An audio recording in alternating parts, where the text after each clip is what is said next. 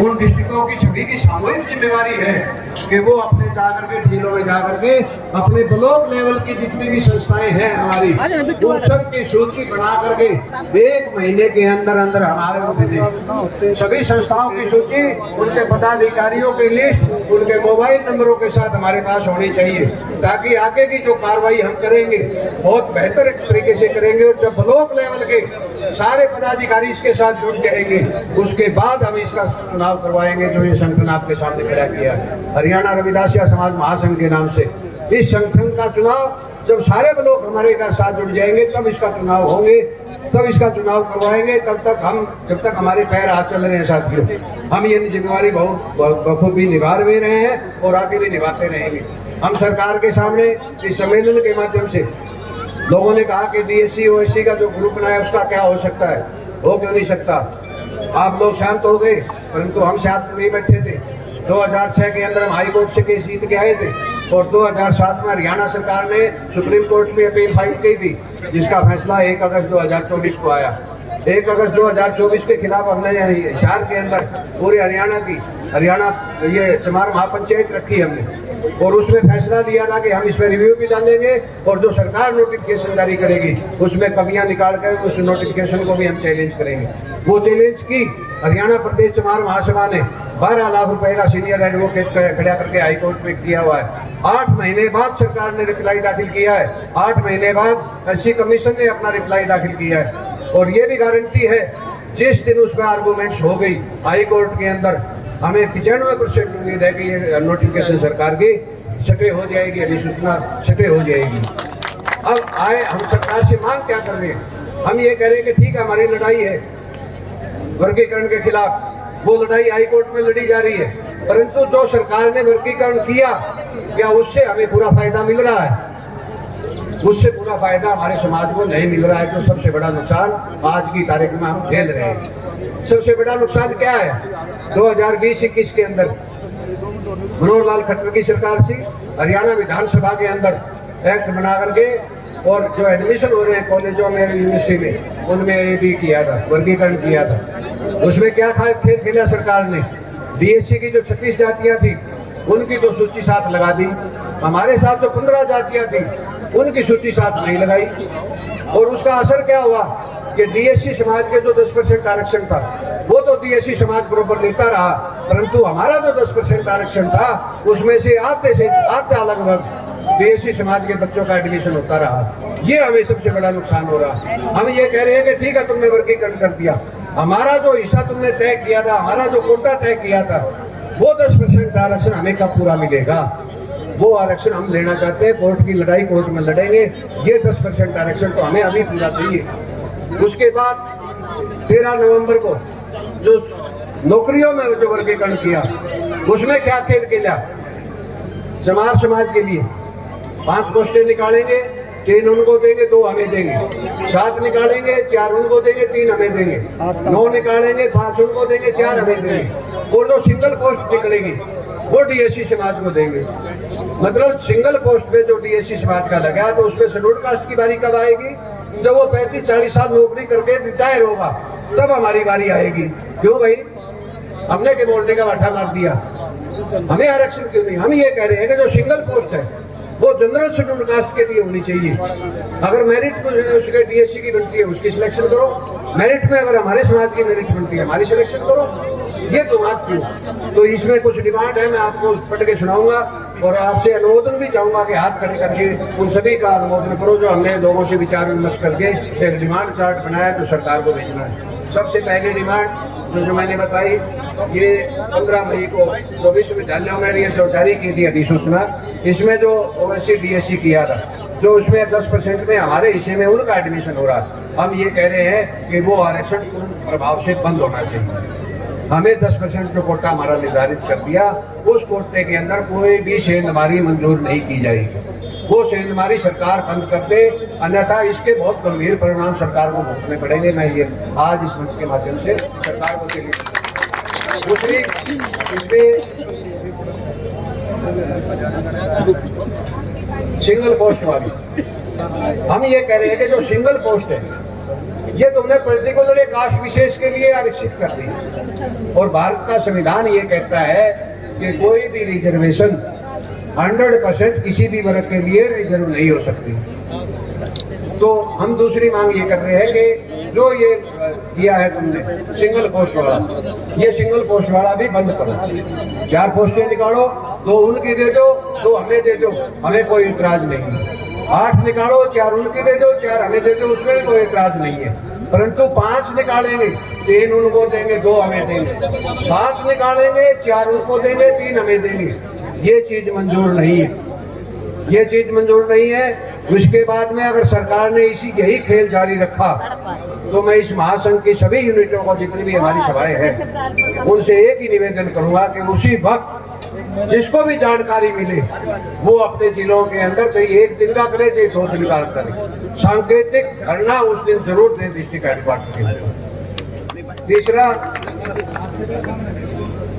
जो DSC OSC किया, बहुत ललकारा सरकार ने, खूब हमारे खिलाफ गालियां भी बकी जींद के सम्मेलन में। भाई मंजीत पोखरा ने भी कहा कि जींद के सम्मेलन में ये कहा कि हम तो जूते भिगो के मारेंगे।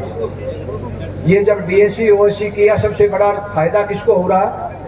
जो RTI लगाई डॉक्टर राजेश ने, उससे एक चीज बिल्कुल क्लियर हो रही है। जो 10% आरक्षण DSC समाज के लिए किया गया है, उसमें 85% बच्चे अकेले धानक समाज के आ रहे। 2 बच्चे वाल्मीकि आ गए, 3 बच्चे खटीक समाज के आ गए, 1 ओड आ गया, 1 सैसी आ गया। यही है, 6 जातियों से फालतू किसी जाति का एडमिशन ही नहीं हुआ है। 36 जातियां है DSC की, सिर्फ 6 जातियों के बच्चों के एडमिशन हुए हैं। 30 जातियों का तो एक भी बच्चे का एडमिशन 2020 से लेकर के आज तक ना किसी कॉलेज में हुआ है, ना किसी यूनिवर्सिटी में हुआ है। हम ये कह रहे हैं कि डिप्राइव्ड वे लोग हैं जिनका एक भी बच्चे का एडमिशन नहीं हुआ, जो 2007 तक, 1994 से लेकर के 2007 तक वर्गीकरण रहा, उसकी एक RTI हमने सरकार में लगाई थी। और उसमें जो आंकड़े आए, सबसे चौंकाने वाले आंकड़े थे उसमें कि 36 जात में से 15 जातियों के बच्चे सरकारी सर्विसेज में आए। 21 जात का तो एक भी बच्चा सरकारी सर्विसेज में नहीं आया। और जो जात हमारे साथ जोड़ी थी 15 जातियां, उसमें 7 बच्चों के लोग जो बच्चे थे वो सरकारी नौकरियों में आए। 8 जातियों का तो एक भी बच्चा नहीं आया। हम ये कह रहे हैं कि 8 जातियां तो जो हमारे साथ जोड़ रखी है वो, और 21 जात DSC समाज की, उनको डिप्राइव्ड करो। डिप्राइव्ड के असली हकदार वो जातियां हैं जो 85% जो आरक्षण DSC समाज का खा रही है, वो डिप्राइव्ड नहीं है। और इस डिप्राइव्ड का जो तुमने बनाया है खाता, ये टोटली गलत है। जो आरक्षण के करो 4 टुकड़े, जो वास्तव में डिप्राइव्ड है उसको डिप्राइव्ड का हिस्सा दो। अकेले चमार जाति को टारगेट बना करके तुम काम करोगे तो वो चीज अब चमार समाज सहन नहीं करेगा साथ। उसके लिए चाहे हम, जैसे मंजीत पोखरा जी ने कहा, बिल्कुल टीम बनेगी। हमने कोशिश की है इस सम्मेलन में युवाओं को जोड़ने की। टाइम की कमी थी, सर्दी का मौसम था, वक्ताओं को बहुत कम टाइम दे पाए, हम वक्ताओं को टाइम नहीं दे पाए। सबसे माफी चाहता हूं मैं, क्योंकि बहुत दूर दूर तक लोगों ने जाना साथियों। इसके साथ साथ एक और सिस्टम चलाया हुआ सरकार ने, नॉट फाउंड सुटेबल, जो पोस्टें खाली रखनी होती है, जिसमें ना DSC भरना है ना OSC भरना है, NFS का फॉर्मूला लागू करो और जनरल कैटेगरी से भर दो। हम ये कह रहे हैं कि ये NFS का मामला भी बिल्कुल बंद होना चाहिए। जब तक हमारी पोस्टें 72,000 पोस्टें खाली पड़ी है, 1966 से लेकर के आज तक RTI का आंकड़ा बोलता है, सरकार की चिट्ठी बोल रही है 2017 की, जो chief secretary backward class commission को लिखी थी। 1966 से लेकर के जब से हरियाणा बना है 2017 तक हमारे सारे शेड्यूल्ड कास्ट के कर्मचारियों की संख्या पूरे हरियाणा में 51,000 समथिंग है, और 72,000 पोस्टें हमारी खाली पड़ी है। देना नहीं चाहते, भरो ना। 72,000 पोस्टों को भरने की मांग करे। DSC समाज सोया हुआ क्यों है? पहले हमारी उन लोगों से मीटिंगें होती थी जब सुप्रीम कोर्ट में हम जाया करते, हम मांग किया करते, उनसे बात होया करती, हमारी ML सारवान से भी बात होती थी। हमने कहा कि तुम DSC OSC लगा रखे है, तुम 72,000 पोस्टों का बैकलॉग, उस टाइम तो 48,000 था, 2007 की बात बताता हूँ, कि ये बैकलॉग भरो। ML सारवान कहता है कि अगर बैकलॉग भरा तो इन पोस्टों पे भी चमार समाज के लोग आगे आएंगे। चमार एकता आज वर्गीकरण किया हुआ है, आज वर्गीकरण किया हुआ है। 72,000 में 36,000 पोस्टें डीएससी समाज के हिस्से में आती है। सरकार पे दबाव दे, उनका मंत्री रुके मारता है कि हम तो शिकार करके खाया करते, चमार तो मरे हुए पशु खाया करते। अब शिकार करने का टाइम अब है। अगर मंत्री कृष्ण बेदी में ताकत हो तो ये 72,000 पोस्टों का सरकार से बैक लोग भरवाए। कैबिनेट मंत्री है, अगर नहीं भरवाता तो ये डिंगे मारनी बंद कर दे। शिकार करना को नहीं, तुम्हें तो मरिया हुआ भी नसीब नहीं होगा। ये हालत कर देगा चमार समाज। हम ये बात क्यों कह रहे हैं? कई मामले हमारे नोटिस में आए। नरवाना का मामला नोटिस में आया, सबसे पहले उजाना गांव का। मैं ये मामले भूल गया, बीच में मैं बताना चाहता था। उजाना गांव का मामला क्या है? 150 परिवार थे, 100 गज के प्लाट अलाट हुए और 100 गज के प्लाट में उन लोगों ने ये पहले तय किया कि हम 10-10 गज जमीन अपनी छोड़ करके एक सार्वजनिक जगह के लिए रिजर्व रखेंगे, ताकि टाइम आने पे हम अपनी चौपाल बना सके। 90 गज के अंदर प्लाट बना लिए, 100 गज जमीन अपनी रिजर्व रखी। पटवारी ने क्या खेल खेला?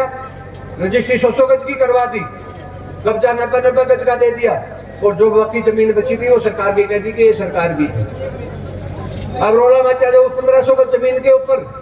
गांव के सरपंच ने बात करी बेदी से, बेदी कहने लगे इनको जमीन का के टुकड़ा भी नहीं लेना है, आप प्रोग्राम तय करो, मैं आऊंगा, आधारशिला रखूंगा। उस भवन के, पटवार भवन के आधारशिला इससे रखवाई गई। इसने 15 लाख रुपए अपने अच्छी कोष से दिए, फटाक दे भवन का लेंटर लगवा दिया। इसके दिल में दर्द नहीं था कि ये दलित समाज की जमीन है, इनको देना नहीं चाहता था। नरवाना के लोगों को ये सबक लेना चाहिए। नरवाना के चुनाव में हमने बहुत मेहनत करी थी कि सारे हरियाणा के अंदर एक ही दुश्मन है, डीएससी समाज का ये मंत्री, इसको हरा दो। नरवाना के अंदर कोई खेल नहीं है, परंतु नरवाना के लोगों को समझ में नहीं आई। हमारे कोई कह दिया ये तो फलानी पार्टी के दल्ले हैं, ये तो बिके हुए लोग हैं, अब ले लो ना स्वाद। जमीन भी गई, हमारी जमीन है। मैं ये कह रहा हूँ आज भी कोर्ट में अगर ये मामला चलाया गया तो या तो पटवारी कानों को तहसीलदार न पेंगे जिन्होंने 90 गज दे करके 100 गज की रजिस्ट्री हमारे नाम करी। कोई ना कोई तो फंसेगा इसमें। इसी तरह से एक मामला आया अभी सोनीपत का, साथियों ने नोट कराया कि श्यामलात की जमीन थी और श्यामलात की जमीन में किस्तें हमने भरी और कब्जा जाटों ने कर लिया। ये मामला माली गांव में भी आया। 2005 में जब जींद सम्मेलन हुआ, मैं इस समाज का भी आभारी हूँ कि जींद के सम्मेलन की सारी बागडोर भी मेरे हाथों में। उसके बाद में माली गांव से काफ़ी लोगों के फ़ोन आए कि जी हमारे को श्यामलात की ज़मीन मिली थी, ट्रेजरी में हमने किस्त भर दी, किस्त हम भरते हैं, ज़मीन हमारी है, पानी हम लगाते हैं, वो लेते हैं, बोते हम वो है, काट वो लेते हैं। ये खेल उनका कई दिन चला, सर कई दिन खेल चला। आखिरी में मैंने उन लोगों को ये कहा कि आप लोग करड़े हो जाओ, जमीन बचेगी तो आपकी है, नहीं तो जाएगी तो सभी की जाएगी, एक की नहीं जाएगी। अगर जमीन चलेगी तो आपके पास कुछ नहीं है। तहसीलदार से बात करो नहीं सुनता, एसडीएम से बात करो नहीं सुनता, एसएचओ से बात करो वो भी नहीं सुनता, किसी ने भी सुनवाई नहीं करी। और आखिरी में क्या हुआ कि जब वो फसल निकाल रहे थे खेत के अंदर, खलिहान के अंदर निकाली हुई फसल को ट्राली लेकर के दूसरे लोग